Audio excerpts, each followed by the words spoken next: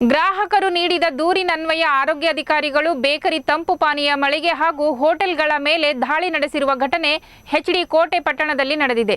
ದಾಳಿ ವೇಳೆ ಬೇಕರಿಯಲ್ಲಿನ ತಿಂಡಿ ತಿನಿಸು ತಂಪು ಪಾನೀಯಗಳ ಪ್ಯಾಕ್ಗಳನ್ನು ಪರಿಶೀಲನೆ ನಡೆಸಿ ಗ್ರಾಹಕರಿಗೆ ಉತ್ತಮವಾದ ತಂಪು ಪಾನೀಯ ಮತ್ತು ಶುದ್ಧವಾದ ಆಹಾರ ಪದಾರ್ಥಗಳನ್ನು ನೀಡಬೇಕು.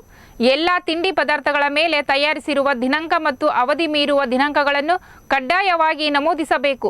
ಅವಧಿ ಮೀರಿರುವ ಪದಾರ್ಥಗಳನ್ನು ಯಾವುದೇ ಕಾರಣಕ್ಕೂ ಗ್ರಾಹಕರಿಗೆ ನೀಡಬಾರದು ಹಾಗೂ ಎಲ್ಲ ಹೋಟೆಲ್ ಮತ್ತು ಬೇಕರಿ ಮಾಲೀಕರು ಕಡ್ಡಾಯವಾಗಿ ಆಹಾರ ಪರವಾನಗಿಯನ್ನು ಪಡೆಯಬೇಕು. ಇಲ್ಲದಿದ್ದರೆ ನಿಮ್ಮ ಮೇಲೆ ಶಿಸ್ತು ಕ್ರಮ ಜರುಗಿಸಲಾಗುತ್ತದೆ ಎಂದು ಎಚ್ಚರಿಕೆ ನೀಡಿದರು.